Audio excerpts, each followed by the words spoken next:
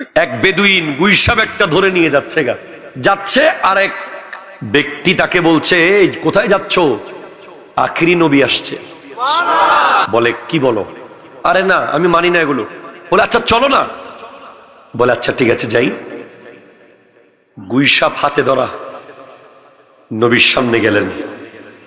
বলে আপনি কি নবী? বলে হ্যাঁ আমি নবী। তো প্রমাণ কি? বলে প্রমাণ তোমার হাতে আছে। তখন গুইসাবকে আমার নবী ইশারা করলেন, গুইসাব বলা শুরু করলো, লা ইলাহা ইল্লাল্লাহ ওয়া আনতা মুহাম্মাদুর রাসূলুল্লাহ।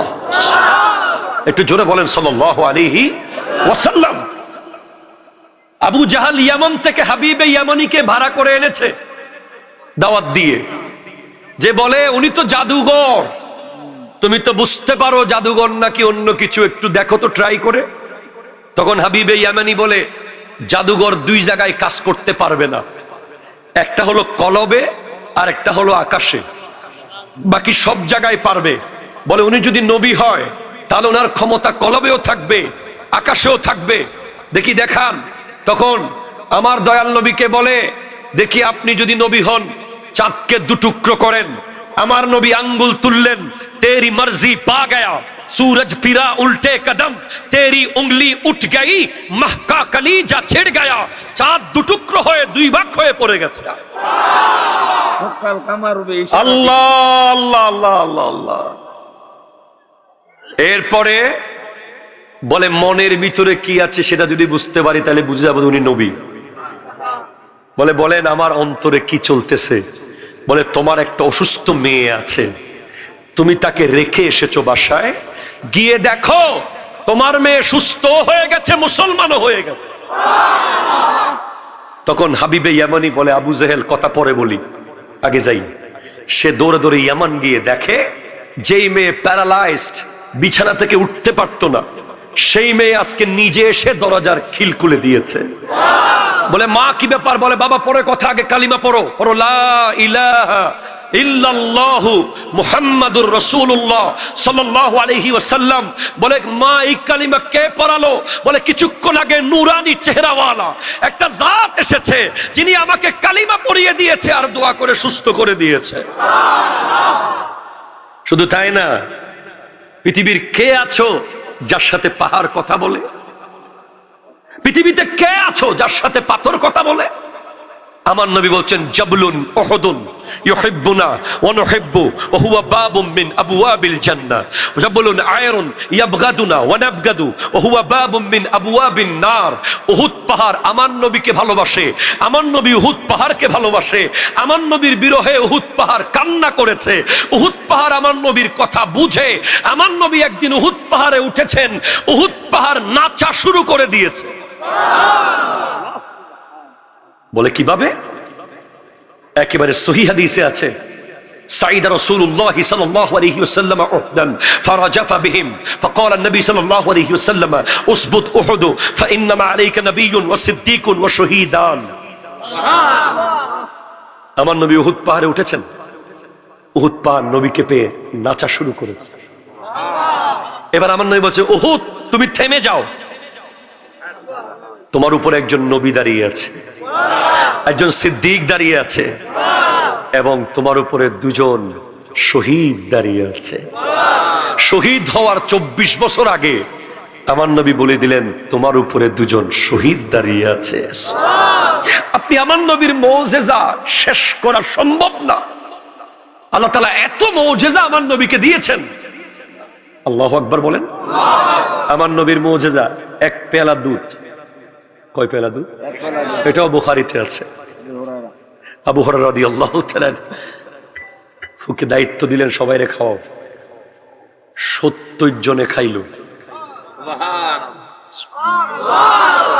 কয়জনে খাইল? 70 জনে খাওয়ার পরে এখনো দুধ আগের জায়গায় আছে। আমার নবীর মুজিজা। হযরত জাবের রাদিয়াল্লাহু তাআলা এর বাসায় নবীজি ইনভাইটেড। ছাগল ছোট, কয়জন খেতে পারবে? বলে 2 জন। বলে ইয়া রাসূলুল্লাহ 2 জনের মতো হবে। ঠিক আছে তুমি রান্না করো, দেখছি তুলিও না আমি আসার আগে।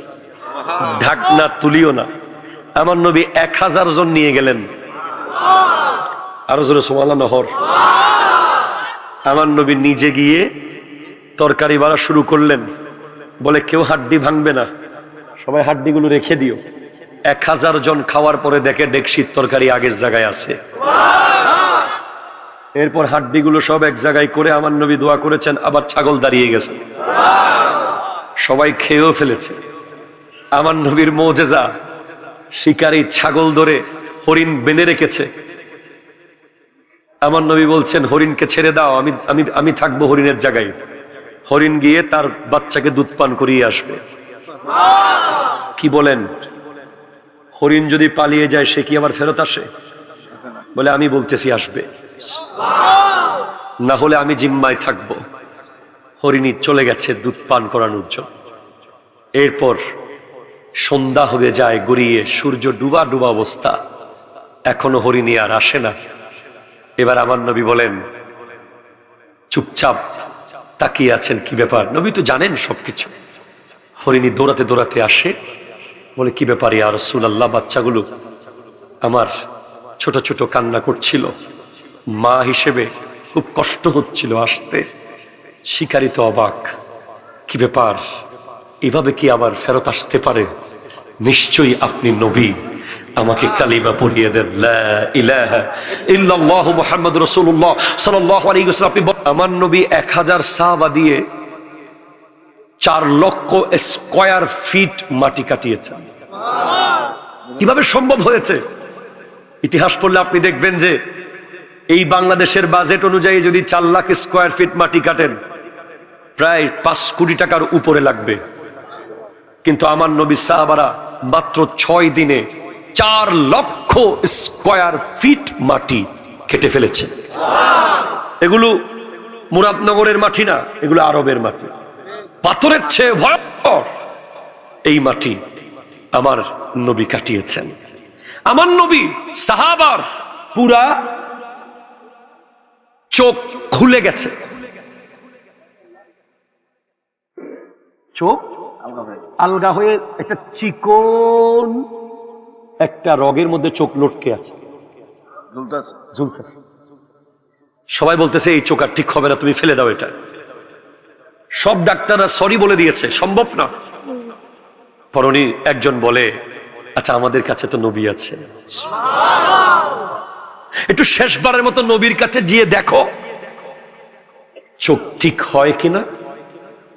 আমার নবীর কাছে যাওয়ার পর আমার নবী নিজ হাতে ওই চোখটা, হাত মোবারকে ওই চোখটা ধরে জায়গা বরাবর সেট করে আস্তে করে থুতু মোবারক দিয়ে মালিশ করিয়ে দিয়েছেন।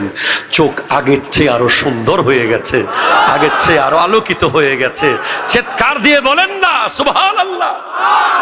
কোরআন বলছে, ইয়া আইয়ুহাল্লাযীনা আমানু লা তুহিল্লু শাআইরাল্লাহ ওয়ালা শাহরাল হারামা ওয়ালাল হাদিয়া ওয়ালাল কালাইদা। হে ঈমানদার, আল্লাহর নিদর্শনকে অবমাননা করিও না। আল্লাহ তোমার নিদর্শন কি? 4টা হারাম মাস আল্লাহর নিদর্শন, তার মধ্যে একটা মাস হলো রজব, এটা আল্লাহর নিদর্শন। তো এই রজব মাসের 27 তারিখ 26 দিবাগত রাতে একটা আজিম শান প্রোগ্রাম রয়েছে, যেই প্রোগ্রামের আগা থেকে গোড়া সব মুজিজা মুজিজা মুজিজা, সেটা হলো মেরাজুন নবী সাল্লাল্লাহু আলাইহি ওয়াসাল্লাম। জোরে বলেন সুবহানাল্লাহ। সুবহানাল্লাযী আসরা বিআবদিহি লাইলাম মিনাল মাসজিদিল হারামি ইলাল মাসজিদিল আকসা। আচ্ছা হযরত, একটা প্রশ্ন করি, তুমি বলবো ওবাদা। এখন সুবহানাল্লাযী আসরা বিআবদিহি লাইলাম মিনাল মাসজিদিল হারাম ইলাল মাসজিদিল আকসা, কোরআনের দলিল মোতাবেক অধিকার বাংলাদেশে হোক বিশ্বের বিভিন্ন দেশে কিছু আলেম ওলামারা এই মেরাজ কহে, আমরা মেরাজ মানি এতটুকু পর্যন্ত মানি, আমরা এতটুকু মানি যেহেতু এটা কোরআন, এর উপরটা মানি। এখন এটার উপরে একটু তাকরির করেন। আসেন, এটার উপরে তাকরির হলো সুম্মা দানা ফাতাদাল্লা। সুবহানাল্লাহ হরবাজি ফাকানা কাবা কাউসাইনি আও আদনা। আরো জোরে বলো না সুবহানাল্লাহ।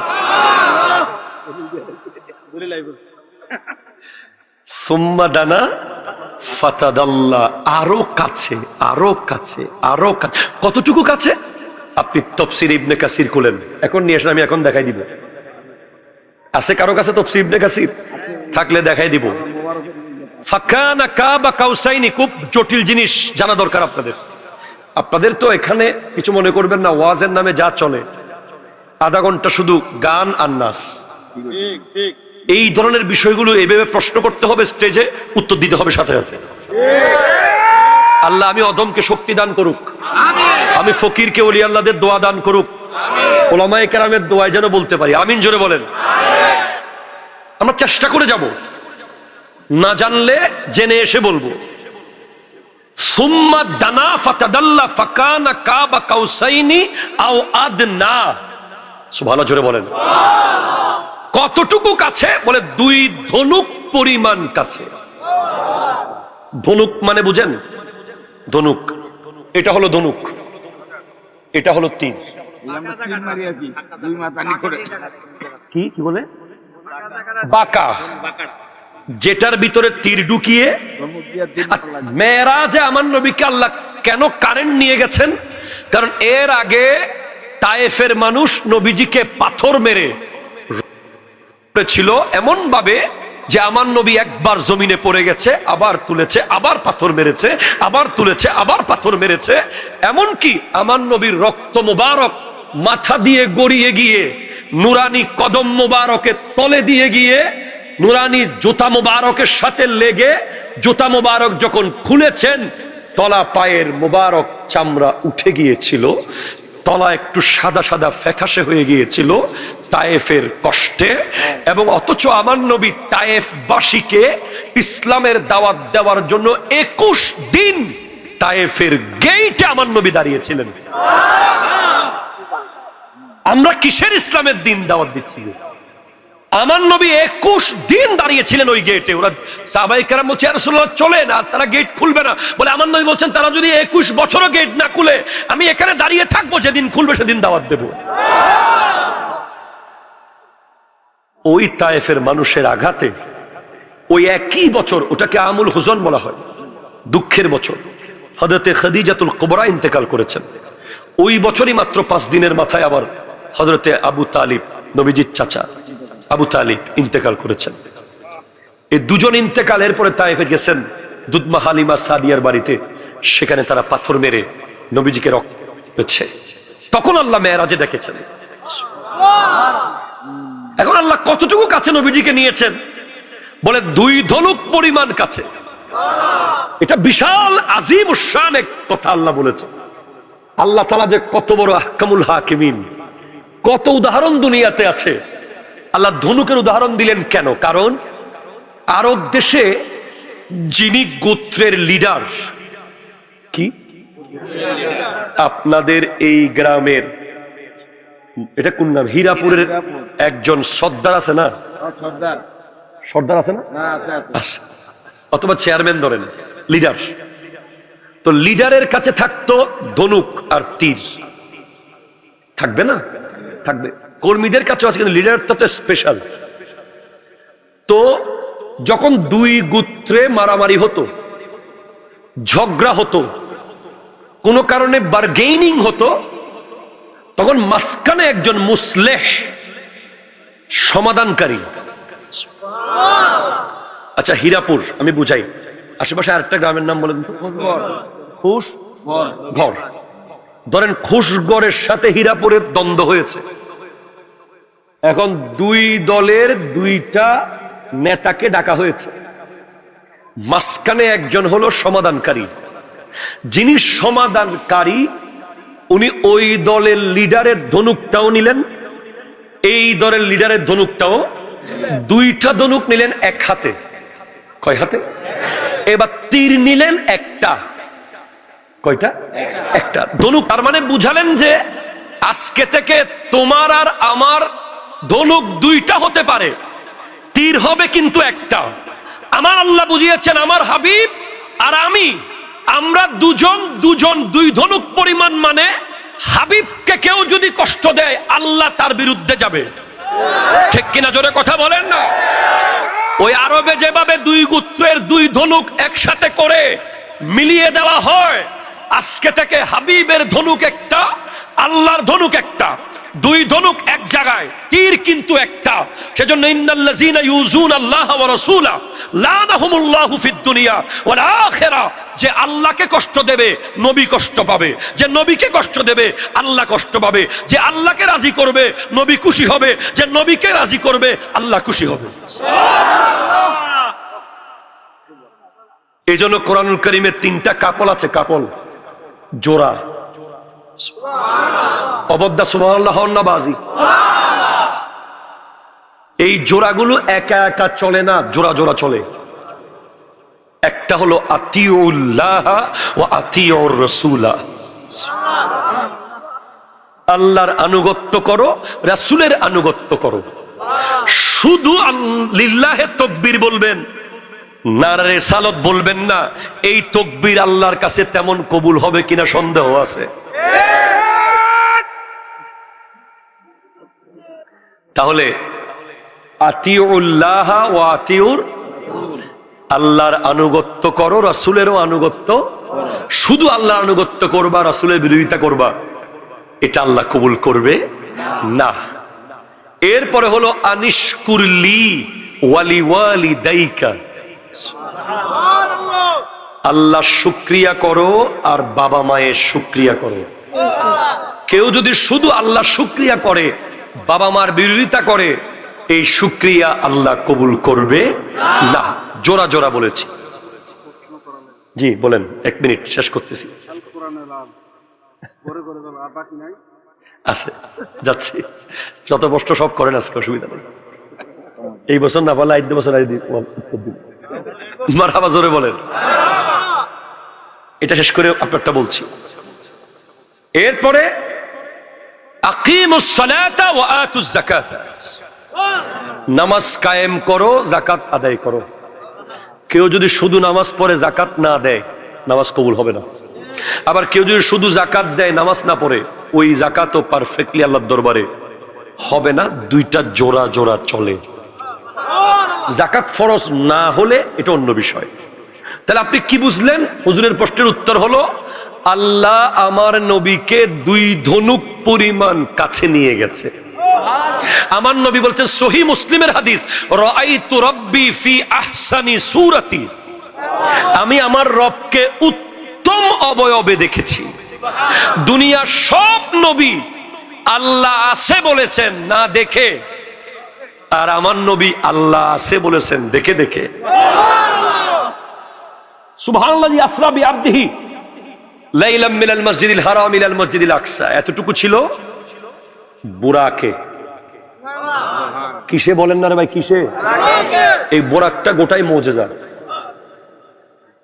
আপনি যদি একটা 150 কিলোমিটার স্পিডে একটা ইয়ামাহা R15 নিয়ে চলেন, 150 স্পিডে, হুন্ডা নিয়ে যদি চলেন, ডানে বামে সাসা আছে না হুজুর আছে, দেখা যাবে স্পিড মাত্র কত?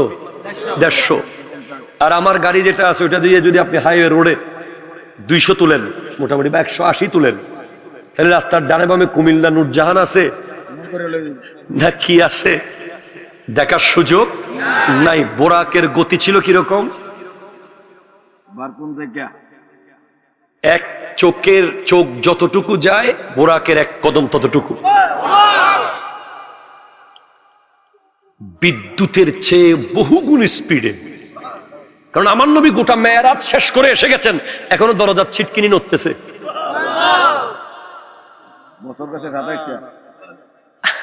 আমার নবী সব শেষ করে এসে গেছেন, এখনো উজুর পানি গড়াচ্ছে।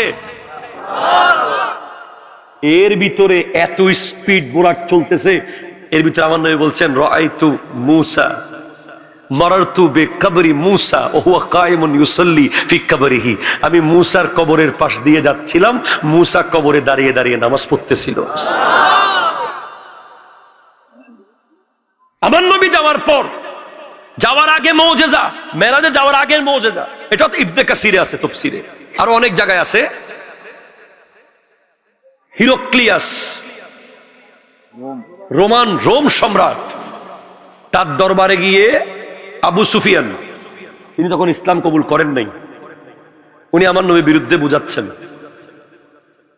বলে আপনি কি মানেন, আচ্ছা এটা মেরাজের পরের ঘটনা, বলে আপনি কি মানেন যে উনি যদি নবী হয় এরকম মিথ্যা কথা বলতে পারে, যিনি নাকি চোখের পলকে আল্লাহ সাত আসমান দেখে চলে এসেছে, উনি চোখের পলকে নাকি মসজিদে হারাম থেকে মসজিদে আকসা এসেছে, এটা কি আপনি মানতে পারেন?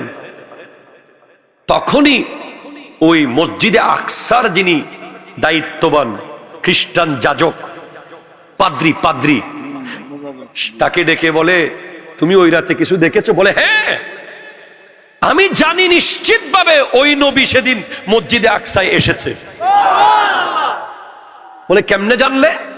বলে আগের রাতে উনি যেদিন আসবেন সেদিন রাতে প্রতিদিনের মতো এশার নামাজের পর বা সমস্ত ইবাদত বন্দেগী শেষ করার পর আমি যখন রাত্রে বেলা মসজিদে আকসার দরজা বন্ধ করব, আমি মূল ফটক সব দরজা বন্ধ করেছি, কিন্তু মেইন গেট যেটা, এটা আমি কোনো মতেই নাড়তে পারছি না।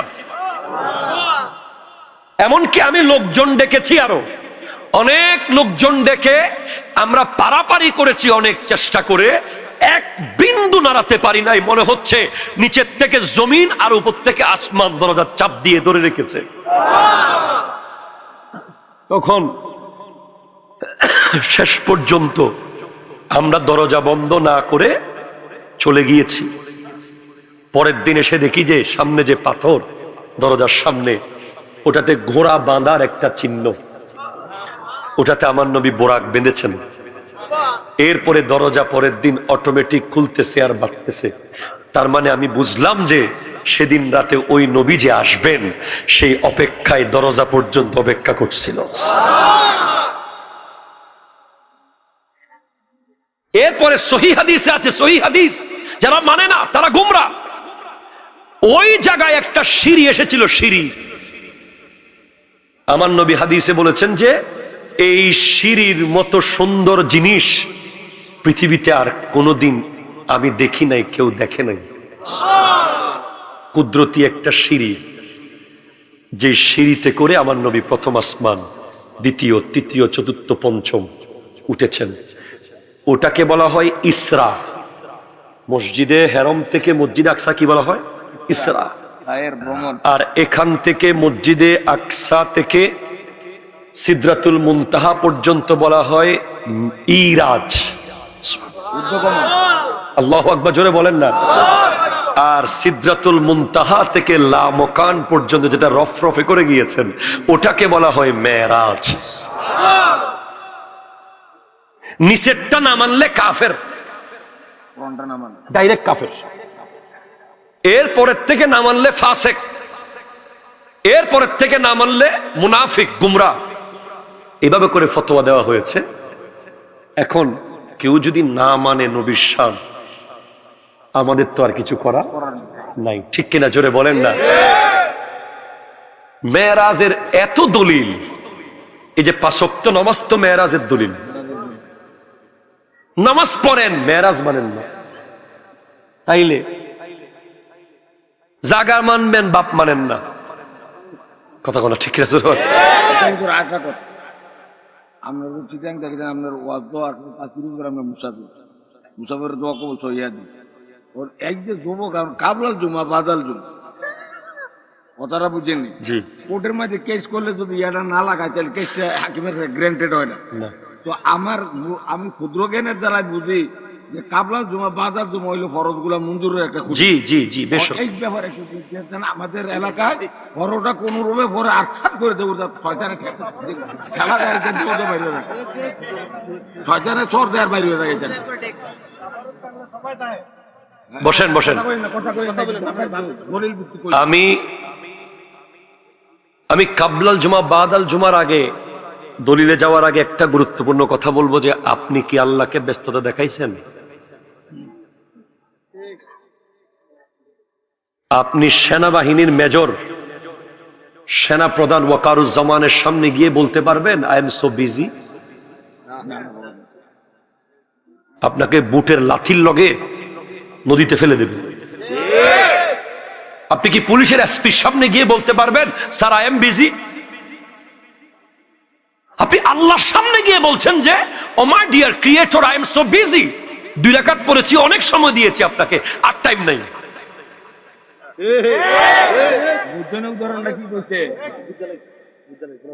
আপনি কার সামনে গিয়ে বলেছেন আমি ব্যস্ততা? আমার মসজিদে একটা ফোলা বাইরেতে পারে না। ঢাকায় আমি নামাজ পড়াই, গত শুক্রবার আগে 2 শুক্রবার একবার ভূমিকম্প হয়েছিল না?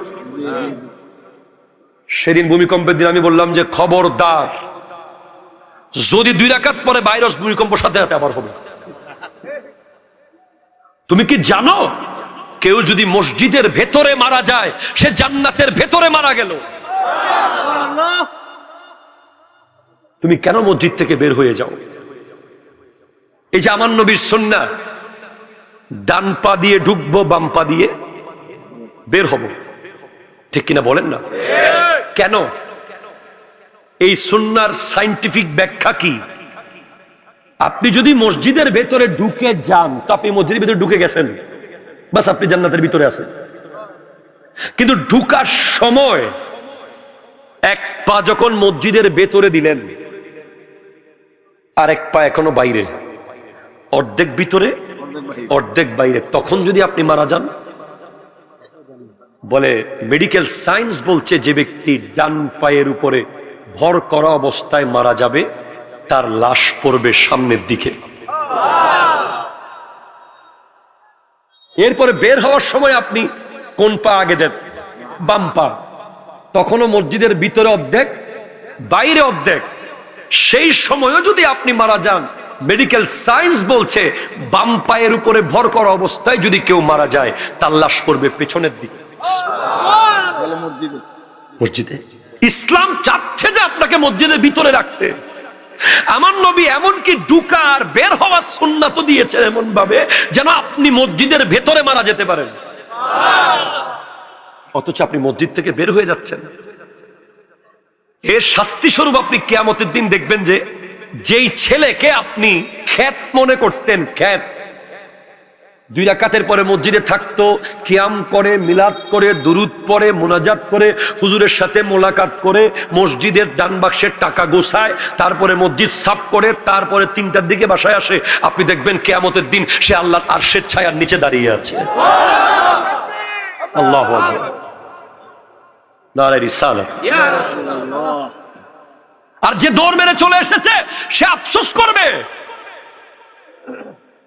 ইয়াউমা লা জিল্লা, যেদিন কোনো ছায়া থাকবে না। কেন? মানে আমার একটা প্রশ্ন হলো, কেন কেন চলে আসো? এই সুন্নাত, এই নফল, এগুলো যে কিয়ামতের দিন কত কাজে আসবে। এগুলো ফরজ যখন পড়েন নাই, যে ফরজগুলো ছুটে গেছে, কাজা করতে পারেন নাই, পরে দেখা হবে সুন্নাত আছে কিনা দেখো, সুন্নাত দিয়ে পূরণ দাও। সুন্নাত নাই, নফল আছে কিনা দেখো। আর এমনি সুন্নাতে মুআক্কাদা তো পড়া ওয়াজিব, এটা না পড়লে এটা শাস্তি আছে, গুনাহ আছে। কাবলাল জুমা, বাদাল জুমা, এটা আসরের সুন্নতের মতো সুন্নাত না, এটা সুন্নাতে মুআক্কাদা, এটা পড়তে হবে। আমার যুবক ভাই, অন্তত আল্লাহর সামনে ব্যস্ততা আর দেখায়েন না। এত বড় বুকের পাটা আপনার হয় নাই যে আপনি আল্লাহকে বলবেন I am busy, I have to go. না, এত সাহস দেখায়েন না। দেখবেন একদিন এমন হবে যে 2 রাকাত পরে হাঁটতে গেছেন, স্ট্রোক করে মাটিতে পড়ে যাবেন, হার্ট অ্যাটাক করে পড়ে যাবেন। আপনার আল্লাহ আপনাকে বাঁচিয়ে রেখেছে, তাকে একটু সিজদা করতে এত কেন দ্বিধাদ্বন্দ্ব? যাবেন তো? আগামী শুক্রবারে পরে 4 রাকাত কে পড়বেন? হাত তোলেন তো। ওয়াদা করতেছেন? আগে 4 রাকাত পড়বেন তো ইনশাআল্লাহ, পরে 4 রাকাত পড়বেন তো ইনশাআল্লাহ, মসজিদে যাবেন তো ইনশাআল্লাহ। মনে মনে করতে যে মসজিদে যায় যামই না, এরকম হলে হবে না। আল্লাহ বুঝার তৌফিক দান করুক, আমিন জোরে বলেন।